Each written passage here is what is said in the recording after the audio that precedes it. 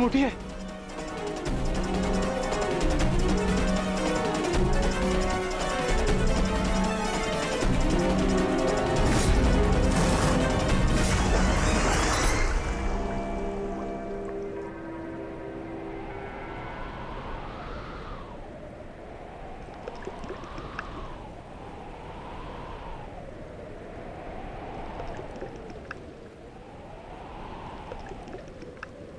उठिए भ्राता भीम, उठिए भ्राता भीम, उठिए भ्राता भीम।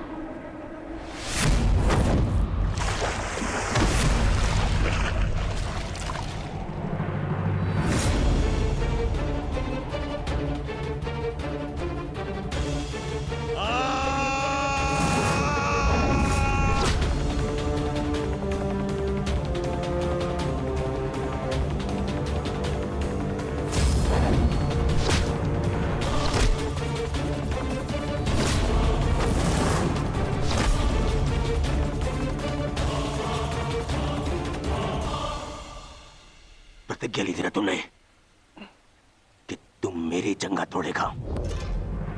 आज मैं प्रतिज्ञा लेता हूं, तुझे मारने के पश्चात, उन पांडवों का वध करने के पश्चात, उस 5 पतियों वाली पांचाली का पूरे कुरु सभा के बीच फिर से वस्त्रहरण करूंगा और अपनी इसी जंगा पर बिठाऊंगा।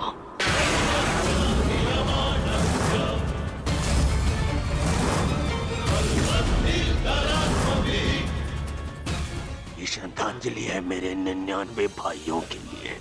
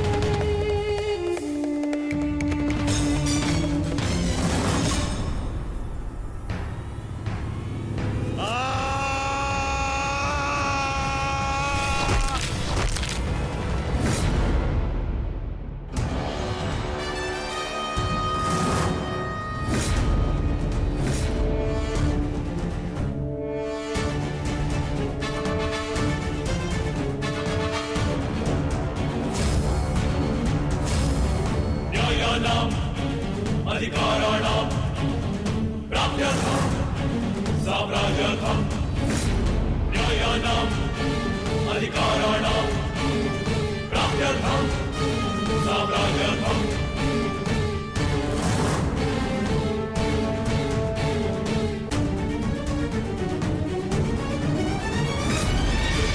न्यायस्य अन्याये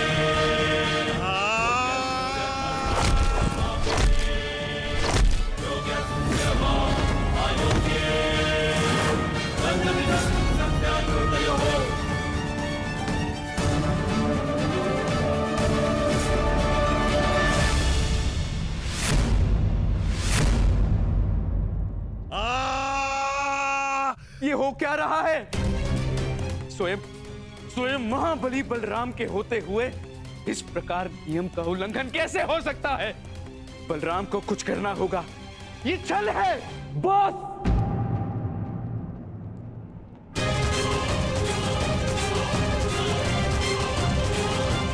नियम भंग हुआ है।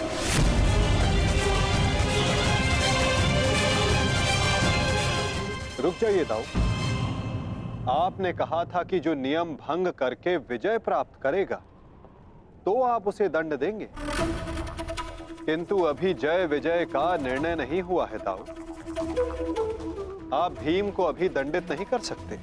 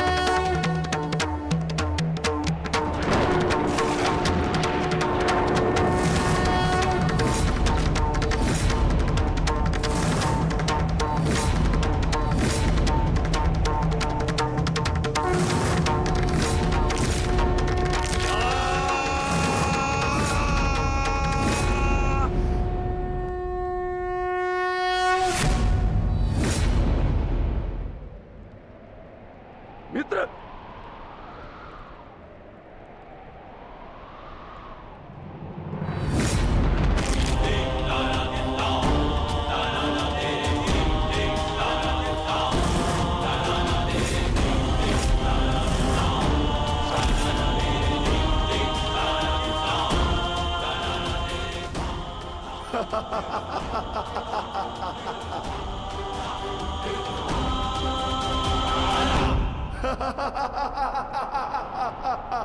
अंत हो गया, अधर्म का अंत हो गया।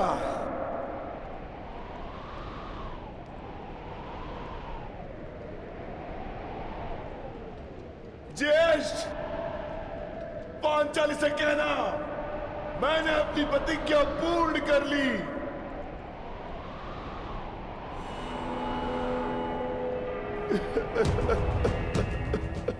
मैंने अपनी प्रतिज्ञा पूर्ण कर ली, पूर्ण कर ली, पूर्ण कर ली। ये 100 हाथी के बल वाला भीम 100 भ्राताओं का हत्यारा बन बैठा।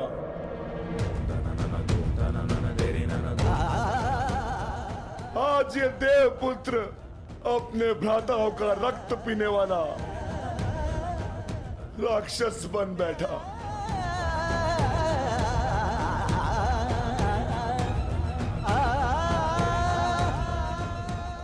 मैंने अपनी प्रतिज्ञा पूर्ण कर ली पांचाली।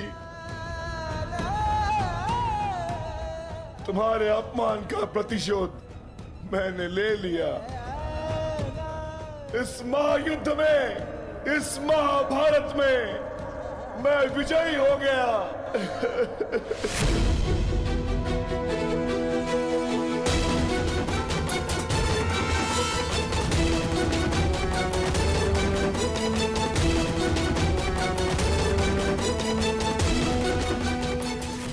इस महायुद्ध में, इस महाभारत में मैं विजयी हो गया। परंतु आज स्वयं को हार गया ये वृकोदर भीम। हार गया ये वृकोदर भीम।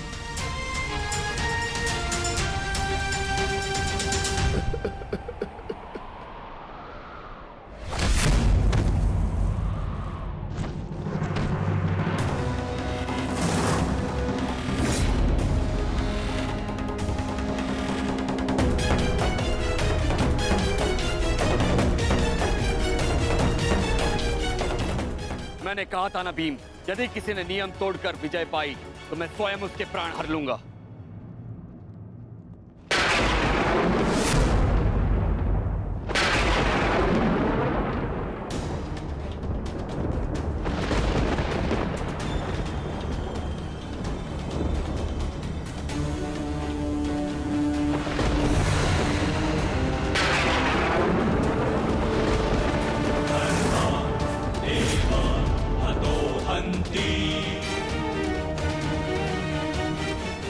तुमने दुर्योधन की जंगा पर प्रहार करके द्वंद का नियम तोड़ा है भीम। अब मैं तुम्हें जीवित नहीं छोड़ूंगा।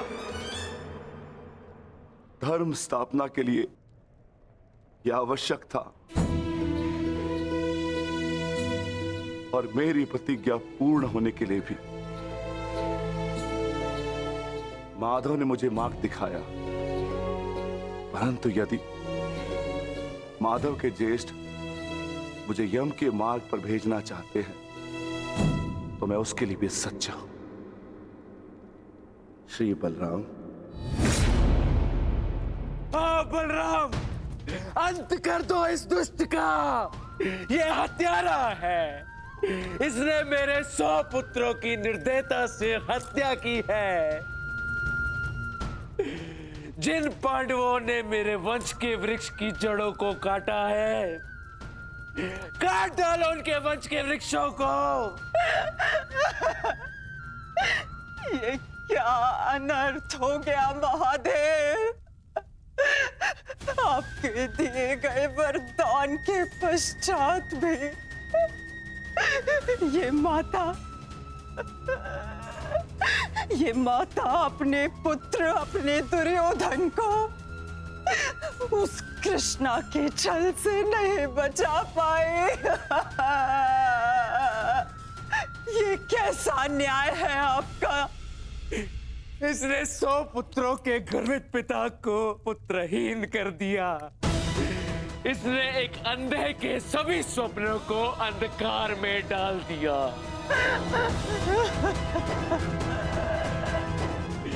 अंत कर दो इसका। मार डालो इसको अंदर। यदि मुझे कोई तर्पण करने वाला जीवित नहीं तो इनका तर्पण करने वाला भी शेष नहीं होना चाहिए।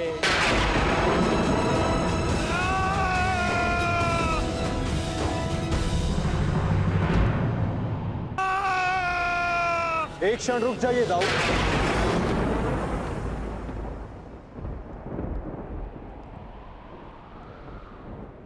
नहीं कान्हा, अब मत रोकना मुझे। अब मैं बंधित नहीं हूं। मैं अधर्म को तो नहीं रोक पाया, परंतु अधर्मी का नाश अवश्य करूंगा।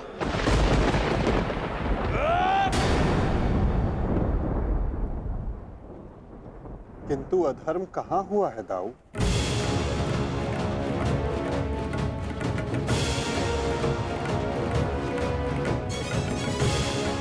भीम ने नियम भंग करते हुए दुर्योधन की जंघा पर प्रहार किया। क्या यह अधर्म नहीं? तुमने स्वयं अपनी आंखों से देखा है कान्हा, फिर भी तुम मुझसे प्रश्न कर रहे हो? हाँ दाऊ, क्योंकि ये प्रश्न उचित है।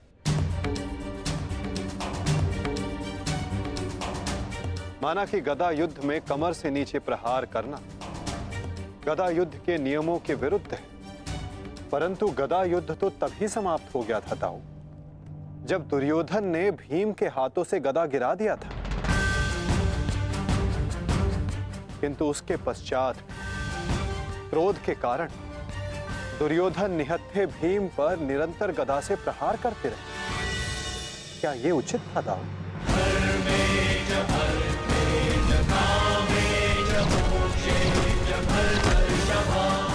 नियम तो दुर्योधन ने तोड़ा था, विकोदर भीम ने तो केवल आत्मरक्षा का प्रयास किया था, जिसके कारण विकोदर को विवश होकर दुर्योधन की जंघा पर प्रहार करना पड़ा।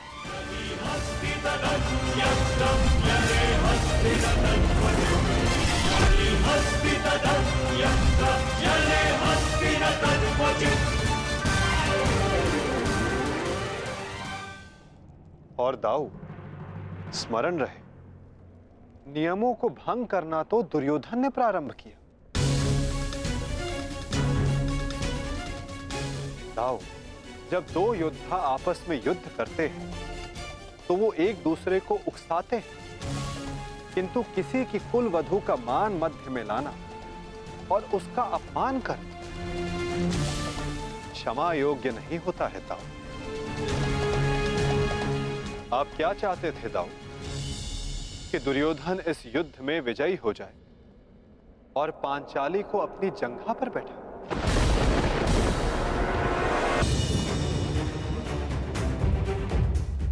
क्या ये नियम होता? क्या ये धर्म होता दाऊ?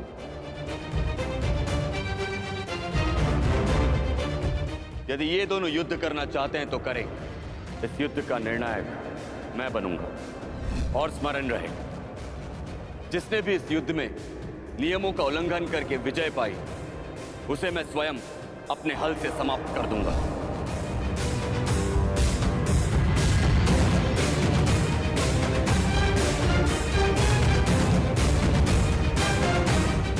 जो हुआ था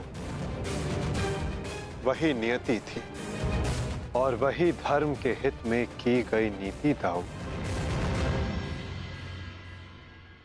और यदि फिर भी आपको ऐसा लगता है कि इस द्वंद्व में आपके समक्ष अधर्म हुआ है, तो उस सारे अधर्म की जड़ मैं हूं।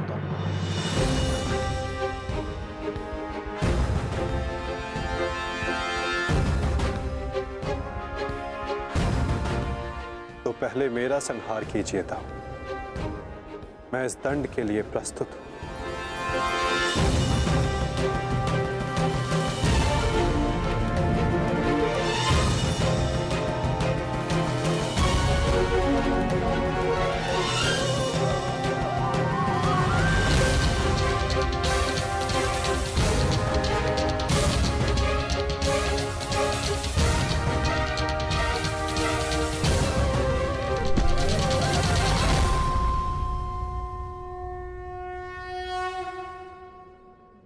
तुमने मुझे निरुत्तर कर दिया कान्हा।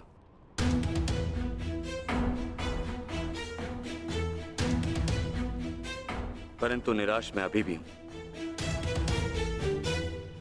भले ही दुर्योधन हार गया, परंतु मेरी दृष्टि में आज भी वो मेरे पश्चात संसार का सर्वश्रेष्ठ गदाधारी रहेगा।